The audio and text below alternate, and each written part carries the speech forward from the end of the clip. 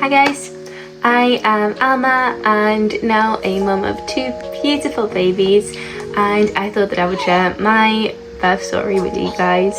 When I was pregnant with both Melanie and Loki, both times my favourite thing to do was to watch these kinds of videos. I loved watching the birth stories, the birth vlogs, all of that kind of thing.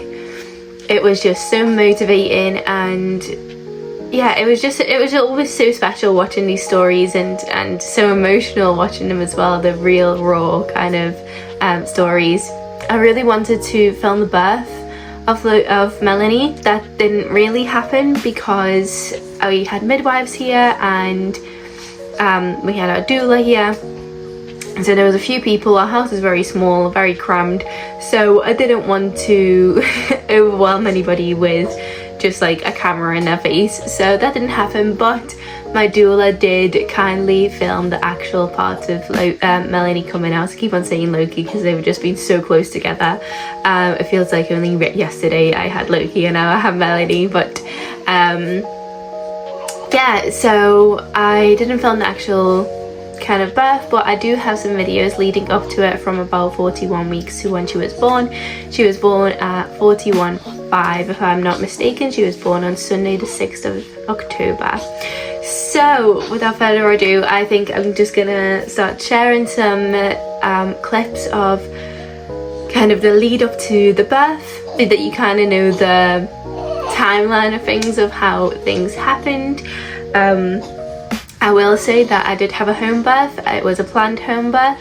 If that is something that you're not, you know, in agreement with, that you don't agree with, that you don't like, then maybe stop watching this video now. I was unmedicated also. Well, I had gas in there and had to have paracetamol to carry on having the birth that I wanted, but we'll get into that a little bit later. But yeah, I really hope that you enjoy this video. I hope that it may be insightful and gives you kind of an idea of if you wanted to have a home birth or what it can be like. And yeah, I hope you enjoy, and I will catch up with you guys later on in the video. Hi guys, I'm just popping on because we have just came out of our 41 week appointment. Well, I'm 41 weeks tomorrow, but I came in for a scan. They also had me on the CTG and stuff, just to make sure that everything was fine and baby was fine and I was fine, which was all great. But they did let me know that they weren't really for me having a home birth after the 42 week mark, which is next Tuesday. So it's left me a little bit discouraged because there is not much sign of baby coming.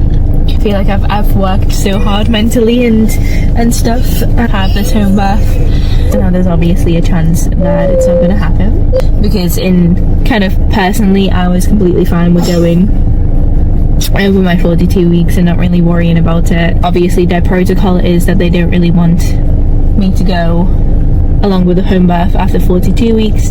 They also don't know if they're actually going to have the staff cover, which right now I can I can sit here and say that I'm okay with a free birth and I'm not afraid of a free birth and all of that kind of good stuff. But obviously when it actually comes to it,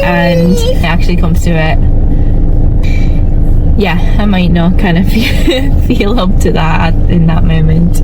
So yeah, I just thought that I would update you guys. So I'm 40 weeks and 6 days today, so we're on get the baby out in the next 8 days mission.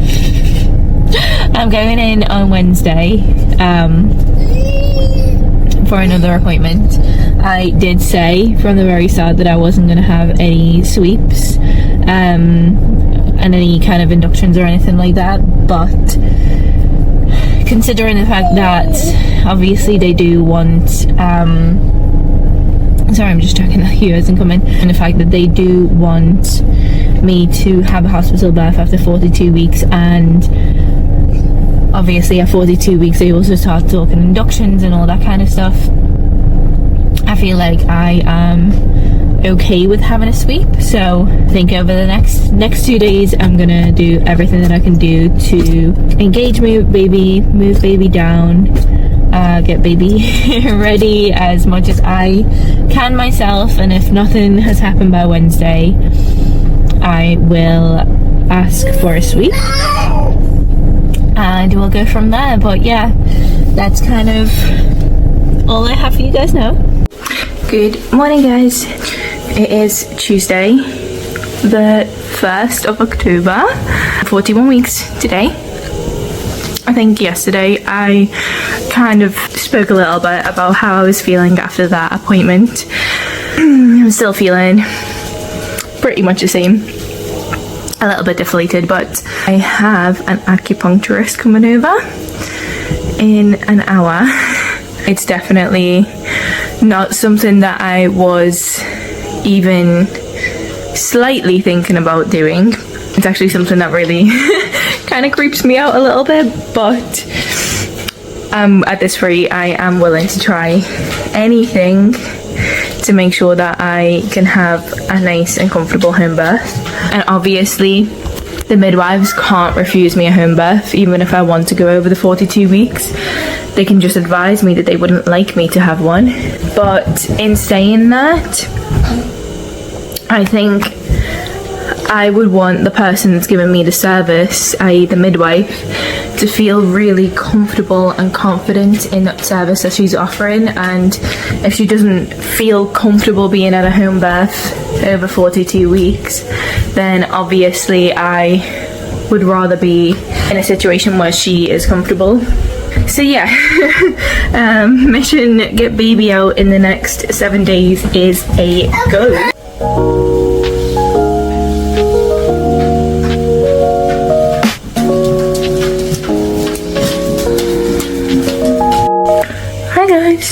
I feel like in every day I've been wearing the same shirt, but I have 2 of these and they're just really comfortable, so I've been wearing them on rotation. Yeah, because they're just super comfortable. I don't know if I actually said this or not, but yesterday I went for a sweep. I gave in and had a sweep. I don't know how much I did, but it was really good to hear that I was 2 centimeters dilated and she could easily stretch me to 4, and my cervix is really soft and ready, which is great. It's great news. It means that something's happening, which is amazing. I am also on day 3 of getting acupuncture and moxa, which is lovely. Yeah, that's really nice. Definitely feel like today something happened while I was getting acupuncture, definitely like 100%, and my belly has dropped today, like big time. The girls were even saying I had my doula here for while I was getting acupuncture too, and both of them were like, yeah, your belly has dropped, which is great. So little girl is getting into position. Hopefully I'm just gonna have a little bit of a chill, cuddle with Loki, and then once he's had his nap and Daddy's home, I think we're gonna maybe go for a big walk tonight, see if we can get things moving like that. So yeah, definitely super excited. I am currently, what am I, 41 plus 2, 5 days to get baby out with 100% home birth. And then I actually, rewind, when I spoke to my midwife yesterday, I actually spoke to my midwife, the midwife that told me that I may not be able to have my home birth if I go over 42 weeks. She wasn't actually my midwife, she was the sonographer. So I actually spoke to my midwife, who said that she's actually really kind of okay with me going over 42 weeks as long as I have daily monitoring, which I have agreed to if it means that I get to have my home birth. Hi guys, I thought that I would just hop on and give a little update. Not that anything's really changed, but it is Friday. I am 41.4 or 3, I'm not sure. Anyway, doesn't really matter. I am on my way to the Matty for a check. I think they're just gonna listen into baby's heart rate and stuff. Not really had any sign of anything yet. My mucus plug has been coming away slowly. It started coming up about 4 o'clock in the morning this morning. I woke up and I just could not fall asleep. Yeah, that was that, and then eventually fell asleep at 6. Old Hugh had to go to work this morning, and I'd probably been waking him up all night. Poor guy. But yeah, that's kind of it. That's been what's been happening. Yeah, we'll see how this appointment goes. I'm not going to get a sweep or anything today, I don't think. I'm like 99% sure that I'm going to say no today, so hopefully it'll just be a really quick in and out appointment, over and done with quickly. So just came out of the appointment and I had a sweep. I literally just went into there saying that I wasn't going to have a sweep, and here I am saying that I've just had a sweep. Basically, I was seen by the head midwife. Me, if I wanted a sweep, I said no. And then she was like, are you sure? Because I have like a, whatever it was, percent rate of putting you into labour. And I ended up saying yes, and I don't know how to feel about it. Part of me wants to say that since I said no the first time, it should have just been kept as a no, but then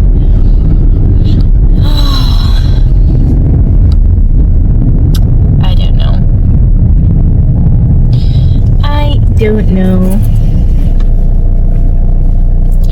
Weird feeling. Really weird feeling. But it is what it is. But yeah, actually this time she said that she couldn't feel any forewaters, so she thought that maybe the waters have gone, which I don't think they have. My biggest fear of why I kind of didn't want to get a sweep was because I'm really afraid of my waters being popped, because obviously then that puts an even bigger time pressure on kind of how long I have for the home birth, because at that point obviously they don't really want you to go over 24-48 hours having baby. So I don't know how to feel about it, but what's done is done, and hopefully it was the right choice to make, and we'll see if anything progresses, and we'll see if we have a baby tonight or tomorrow. Also said that baby was unfortunately back to back, which isn't great.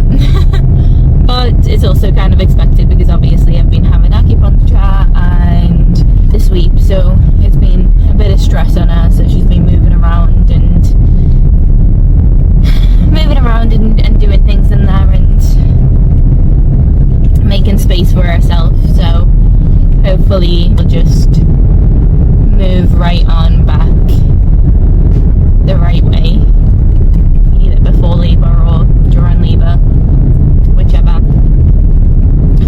But yeah, I'm just gonna leave this here, and I'm gonna go ahead and go home and tidy up just in case something does start happening. Sorry if you can hear little huffs and puffs. Baby girl is right behind me, and she's just woken up, so she's just having a good stare around the bed. But after this appointment, I thought that I would jump in and kind of elaborate on everything that was going on afterwards, because everything kind of progressed fairly quickly from here on. After this appointment, I felt so disheartened, sad, vulnerable. I don't know, I was feeling all of the emotions, because I did go into this appointment really not wanting to get a sweep, and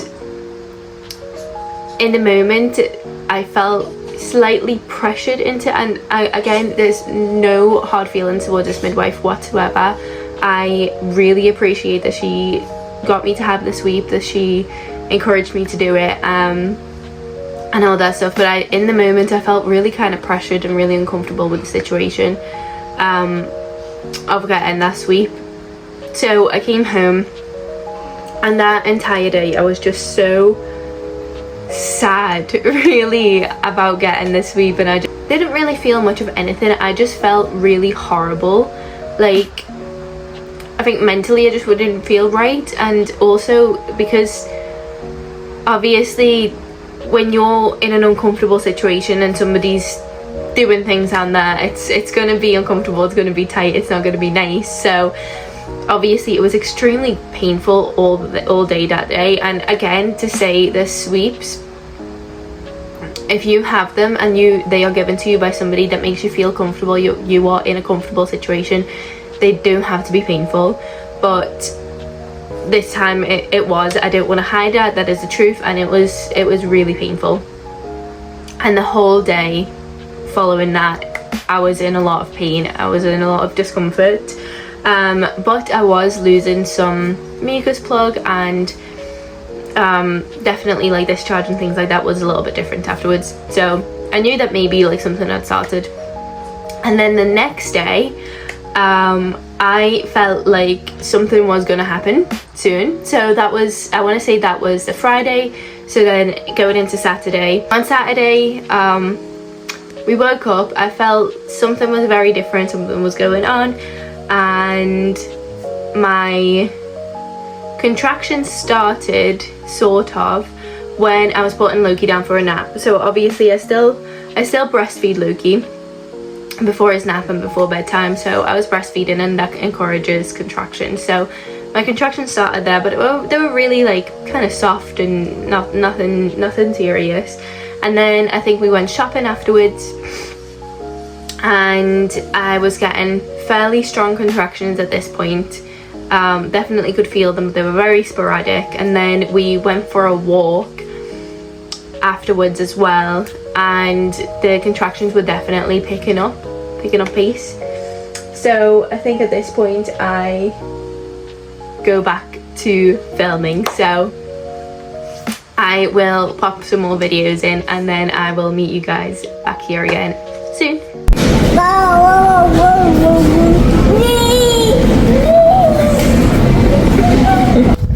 Hey guys, it's Saturday today, 40:14. I'm just out for a walk. You and Luke are with me as well, but I'm just kind of walking back and forth so that I can get a little bit of a better pace, kind of walking uphill.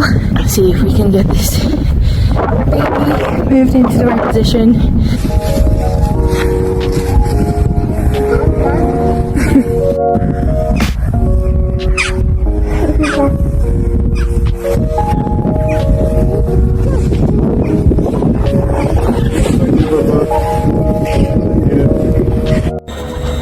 Hi guys, so we came back from the walk. I lied down to put Loki down for a nap.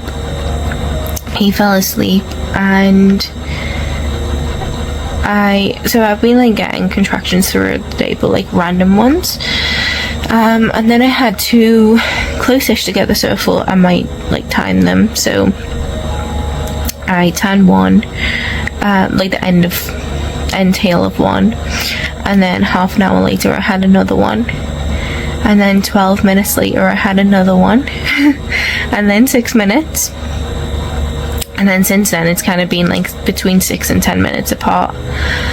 It's exciting. Or if you can hear the dehumidifier next to me, but I have just put on Hairspray. I haven't watched it in ages, but it's just such a feel-good film, because I mean, even if it fizzles out today, that's fine.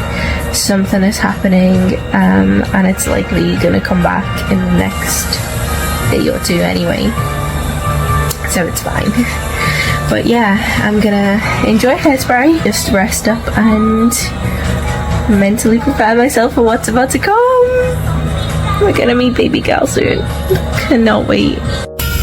Hey guys, so it's been a couple of hours and contractions are definitely going hard. Very sporadic and very spread out, but they come every like 10 or so minutes and then they stop and then they start again. Well, we're getting there. Hey guys, so I've been having contractions consistently every 6 to 10 minutes for the past few hours. So I think we are calling it, and we're gonna blow up the birth pool and just get the room set up just in case. I don't think she's gonna come tonight, but I just want everything to be ready in case she does. Just so it's ready and I don't have to stress about it when she does decide to come. Well, no, when she does decide to come. He was just taking the dogs out, had a good blitz of the house, needing to do all the floors and blow up the pool, cover the sofa, get everything ready. I'm so excited.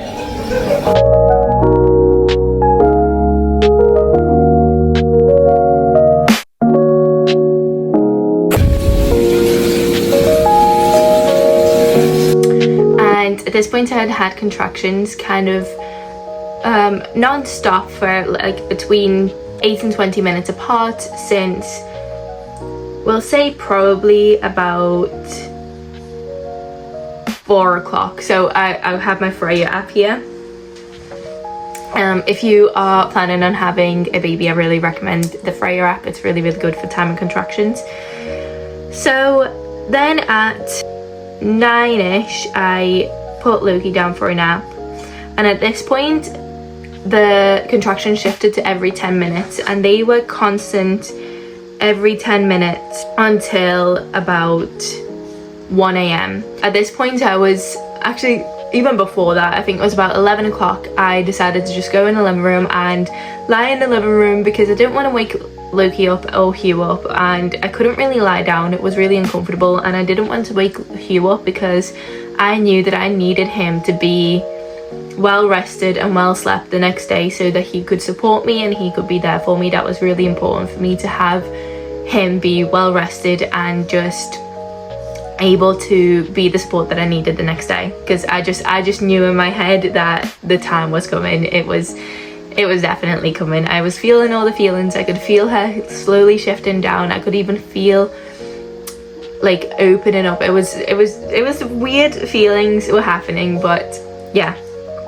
So at this point the contractions started kind of coming between every 5 and 8 minutes, and I was lying on the sofa and around 3 a.m. I realized like I'm not going to be able to sleep. I know that this speeding up, things are happening, I need to get everything sorted. So at 3 a.m. I got off the sofa and I filled up the birthing pool with cold water. So I filled it with cold water so that that would be ready, because I was filling it through the kitchen tap because the shower hose wouldn't, there was no way that we could connect the shower for more pressure. So I was filling it with a kitchen tap. Fee to me just jumping on here. Not only was I filling it up through the kitchen tap, I was filling it up through my SD501, which if you're part of this business, you'll know what that is. If not, then it's the water ionizers that we used. So I was actually filling it with 7 pH water because I was adamant that I wanted clean water for my home birth for the pool. So I was essentially filling it with water through a filter system kind of situation. So the flow of the water was not very strong, so it took forever to fill this pool. And I knew that the hot water would have to be put into the pool by bucket. So in my mind it was like, if I fill it with cold water now, that's gonna, half the time of what we have to do later on. So I filled up the birth pool and At this point, the contractions started getting quite intense. They were not painful, but I could definitely feel them. They were quite intense. And I was just really uncomfortable, so I tried sitting on the birth ball. That really helped for a little while, but eventually that didn't really help either. And then around 5 a.m. they started coming between 2 and 5 minutes. And at this point I actually text my doula. So I text my doula at 6 a.m. saying good morning and she said, morning, how was your night? And I sent her a voice note saying that I think something's happening. My contractions are coming every 5 minutes. I think we need to start getting moving. So she got her husband up and she was there. She was coming to me soon. So I think she got to me around 7 o'clock in the morning, at which point the contractions were getting quite painful. Still definitely bearable, still everything was fine, but they were painful. So at this point I was like bending over the kitchen counters with my head down, and I had my birth combs. Don't know how much they actually did. They definitely kind of got my mind off the pain, but I don't know how much they actually did. So at this point I was bending over the kitchen counters and she was like stroking my back and like telling me nice things and like, you know, you can do it and all of this stuff, and it helped so much. It was so lovely. We kind of realized that my contractions, oh no, at this point I think Hugh and Loki got up at this point, so they came through and I was sitting on the sofa. They came through and I had a cuddle with Loki and it was really nice. And at this point, when Sarah got to me, my doula, when Sarah got to me, the contractions went back to every 10 minutes. Kind of, yeah, between every like 5 and 10 minutes. So I went and sat down. I was changing positions and I went and sat down, and then they started getting really intense again, and they were lasting a lot longer than they should. So a contraction typically should last about a minute, and mine were lasting about a minute and a half or so. So at this point I think it was about 9 o'clock, and Hugh's dad picked up Loki to take him to soft play, which was really nice because again, once Loki left, the contractions picked up a little bit again, because I really wanted Loki there for the birth. But then when I was actually in it, as much as I loved having him there, it was slightly distracting. And I know like now that I'm looking back at it, if I would have had him at the actual birth, I think it probably would have took a bit longer because I would have been distracted by him. Not in a bad way, but it was definitely distracting. So that's probably why my contractions started coming a little bit further apart, because yeah, I was just like in the moment with him instead of being in the moment of feeling the contractions. So it's worth noting at this point, I think Loki was away with his granddad until about 11 when he called and said that Loki had actually fell asleep in the car on the way home. So I asked if he could just keep him in the car and let him sleep there, because I was in the moment, and it was good not having him there at this point. And then he had woken up and Granddad was about to bring him into the house, and at this point I was already at the stage where I was ready to kind of start pushing and stuff. This was about 12 o'clock, wasn't it? Yeah. So at 12 o'clock Granddad called again and said, we're outside, Loki's awake. And I was like, I cannot have him in here. As much as I love him, can you please take him for a little bit longer? So Granddad took Loki to his great grandma's. So anyway, my contractions were a little bit longer than they should be. So Sarah said that this might be because baby's not in the right position. So we did some inversion. So an inversion is where you get on your knees on the sofa or a stool or whatever, and then you kind of bend yourself over forwards, and that shifts baby out of position, and then when you come back up, baby shifts back into position. So we did that, and you should really do it, like go down for 30 seconds, come up, and then go back down for 30 seconds and come up. I came up the first time, and the contraction that I felt when I came up, it was intense. It was so incredibly painful. And Sarah was like, should we do that again? I was like, no thank you. No thank you, that's fine, that'll do. So at this point my contractions started coming again every 5 or so minutes, and at this point I was like, okay, can we get the midwives here? I want to get checked. So the midwives came, they checked me, and in my head I was like, if I'm anything less than 5 centimeters, I don't know if I'm going to be able to do this. So yeah, I got checked, and the midwives said that I was between 5 and 7 centimeters, stretchy, and you know, everything was good down there. So I was really excited. And at this point my contractions started becoming between every 2 and 4 minutes.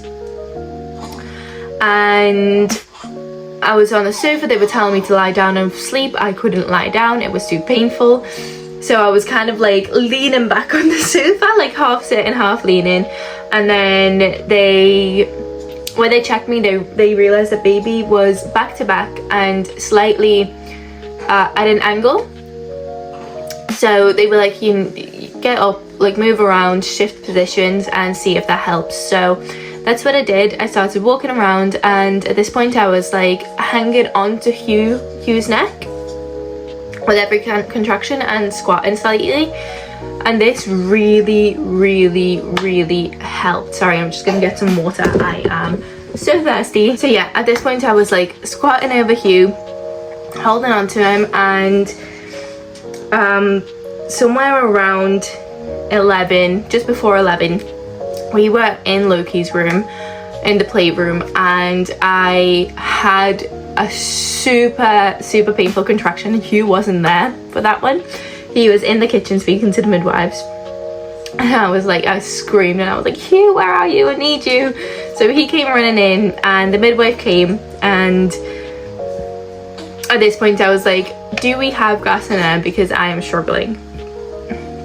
And the midwives were like, we didn't bring it in because it didn't say that you wanted it on your birth plan, which it did say.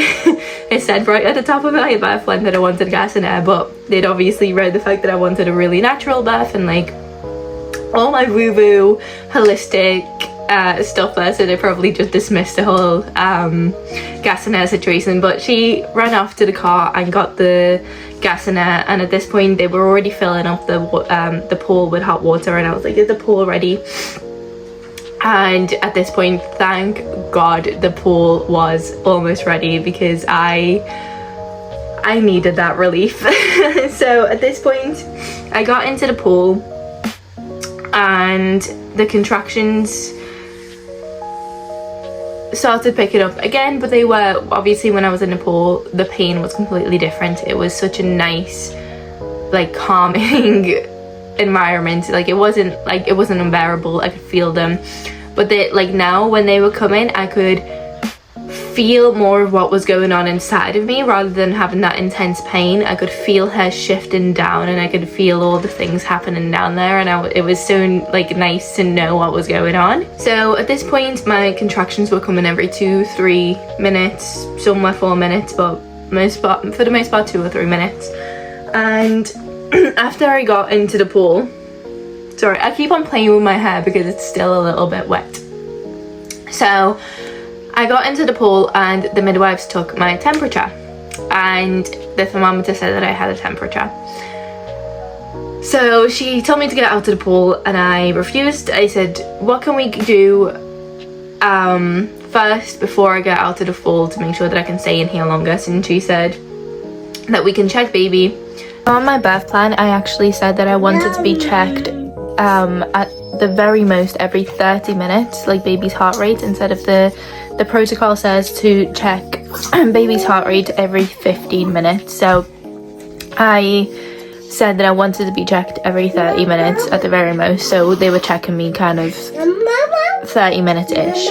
At this point they started checking me every 15 minutes and sometimes more often, to just make sure that the baby was okay, and obviously she was still trying to convince me to get out of the pool all the way through this, so she was just checking me constantly. If baby's okay, you can stay in the pool and we'll check you again in like 15 minutes. So we did that. I was like, okay, that's fine. So I seen her put the, I don't know that anyone said this to me or not. I don't remember anybody saying anything about this to me, but I seen her put the thermometer to the other midwife's head and it go red. So I was like, at this point, I already felt like, I was like, I don't feel like I have a temperature, but maybe, you know, they're right. But when I seen the thermometer go red on the other midwife's head, I was like, that is obviously a faulty thermometer. I am fine, baby is fine, everything is fine. So yeah, so she checked me again and I was fine, checked baby again, baby was fine, but she still wanted me to get out. And still at this point I was like, no, I really don't want to get out of the pool, like I am good here. And in my head I was like, I know for a fact if I get out of this pool, we're going to the hospital, because the pain was intense and yeah, I was in a lot of pain and I did not want to get out of that pool. So at this point she was like, okay, can you at least take some paracetamol so that we can see that we have managed your temperature? And bearing in mind I have not taken paracetamol in forever. So I was like, do you know what, that's fine. She gave me the paracetamol, I took it, everything was fine, baby was fine, Anne was fine. And she went and spoke to the doctor at the hospital, like on the phone, and the doctor on the phone told her that she also wanted me to get out of the pool. Again, same thing, I said no thank you, what can we do? And again she was like, we'll check you, we'll check baby, everything was fine. So I was like, I am not getting out of this pool. And at this point my last timed contraction was at 11:15 in the morning, because at this point everything got quite intense. So my last time contraction had been at 11:15. This is now probably somewhere around 12 o'clock. So I've been in the pool for about an hour, and at this point I felt like I could start bearing down, and I really wanted to get checked, but they said that they couldn't check me while I was in the pool. They wanted me to get out of the pool, which I don't really understand, because when I was in labour with Loki, they actually could check me in the pool. So I think maybe it was just the midwife's preference, or it was her way of trying to get me out of the pool, I don't know. But she wouldn't want to check me while I was in the pool, and I wasn't getting out of the pool, so I was like, it's fine, just gonna ride it out. And somewhere around this time, I remember just feeling like I couldn't do it. And in my head, when I was in labour with Loki, I ended up getting given is it dimorphine, because the situation there was just completely different. It was a hospital birth and it was really intense, and I started backing out from the pain, because anyway, that's a whole different story, a little bit traumatic, but I ended up having dimorphine. So when I was obviously going through transition with Melanie, I remember just looking at Hugh and I was like, I can't do this.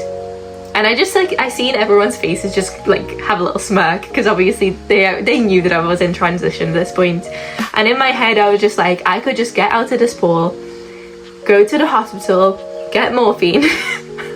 And bearing in mind, I am somebody that doesn't even take paracetamol. I don't take painkillers, I don't do medicine, like I take my vitamins, but I don't do that kind of stuff. So for me to say that, I also at that point was like, okay, I must be in transition, because why on earth am I saying that I want to go to hospital and have painkillers?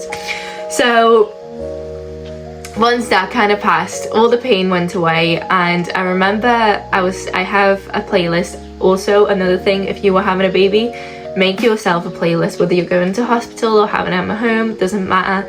Make yourself a playlist of really, really love-filled, happy music, because it'll just be the best. So once you go through transition, you hit a point where all the pain fades away, and it is the best moment ever.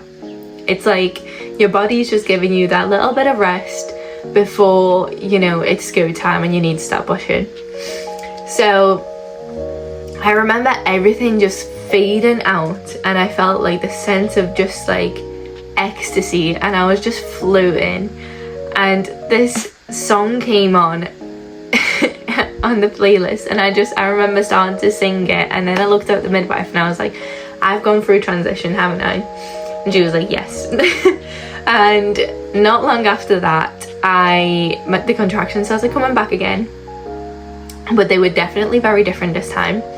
And then I felt like I could start bearing down with the contractions, so I got on my hands and knees, and I got on my knees and I was like on the side of the pool, and with every contraction I was letting my body push, and I wasn't really like pushing myself, but I was definitely like encouraging my body to push. And eventually I felt a pop and my waters came, and midwives were like, did something happen just then? And I was like, yes, I think my waters just broke. So my waters broke, and from there it was not long before I really started pushing. I flipped over onto my back and I really started pushing, like encouraging my body to push. I didn't want coach pushing at all, but in my head I was kind of just breathing the baby down. So every time that I got the contraction, I was just like breathing down and encouraging my body to push and helping my body to push. And it was intense, and the pain was very different. It wasn't like the kind of pain that you would expect when you hurt yourself. It's not like that. It was pain with a purpose. That's all that I can say. It was pain with a purpose. It was completely bearable because I knew that something was going to come at the end of it. So at this point, my midwife went and had a look, and she was like, okay, we can see something's going on down there. It's not going to be long. And it really wasn't long. So a few pushes later, Melanie's head came out, and then a couple of pushes later, I was able to catch my little girl, which was so special because I never got that experience with Loki. I got to catch her, I got to put her on my chest, and yeah, that was that. It was just so beautiful, and I do actually have a clip of that. I have blurred it out just so that I don't get the video taken down and it doesn't get censored. So I have blurred it so you can't, see any bits and bobs, but you can still feel the energy around that video. So I will insert that at the end of the video if you do want to see that. But I do appreciate that people might not want to see that, so I will leave that for the very end of the video. But yeah, so afterwards I got to spend about 20 or so minutes in the pool with just holding her and taking it in and breathing it in, and just, yeah, it was just amazing. And then I got up and I delivered my placenta standing up with the help of gravity, which was great. And yeah, then I got to spend probably about 40 minutes just chilling on the sofa with my baby. My doula brought me some bone broth, and she was just feeding me bone broth, which was really nice. And then they took Melanie off to get checked, and it was time for me to go pee. If you know anything about hospital births, you'll know that they don't let you go home until you've had a pee. So the midwives couldn't leave the house until I had had a pee, and I could not. I tried a few times, and then I was like, if I go for a hot shower, that might help. So I tried going for a hot shower, and the feeling was there. I needed to pee so bad, but it just wasn't coming out. So I eventually had to get a catheter put in, which was terrifying to me because I've never had anything like that done. But it was fine. So if you have to get that done, it's fine. It's actually not that bad at all. You just need to make sure that you are relaxed, because the first time they tried to put it in, I was really scared and tense and stuff. Sorry, I've just kicked you. And it was really painful. But then the second midwife put it in for me, and I kind of knew what to expect, so I was a lot more calm, and it was fine. She put it in and it was fine. It was not that painful. So yeah, that is my birth story. Melanie was born at 3 minutes past 1 on the 6th of October, and she weighed 3.8 kilos. I think that's what it was. I don't know, don't quote me on that. But yeah, she's now 5 weeks old. She's just having a little snooze behind me. She's just the most precious little girl, and I am so happy that I got my dream birth, because it was definitely a bit of a roller coaster going into it, and definitely an emotional roller coaster anyway, with thinking that I wasn't going to be able to have my home birth, that, you know, things weren't going to go to plan, and eventually they did. And I'm so grateful. I'm so grateful for the midwives that were here. I'm so grateful for my doula. She was absolutely amazing, and I am so grateful for Hugh, because I could not have done it without him. He was just the biggest, best support ever, and I am so lucky to have him in my life. So yeah, I am gonna add that clip of me giving birth to Melanie now. If you don't want to watch that, just click off the video now. If you do want to stick around and see more, so hear the hear the experience, I will insert that clip now. So thank you guys so much for watching, and I will hopefully see you in my next video, since I'm hopefully actually going to start posting now, fingers crossed. So I'll see you soon.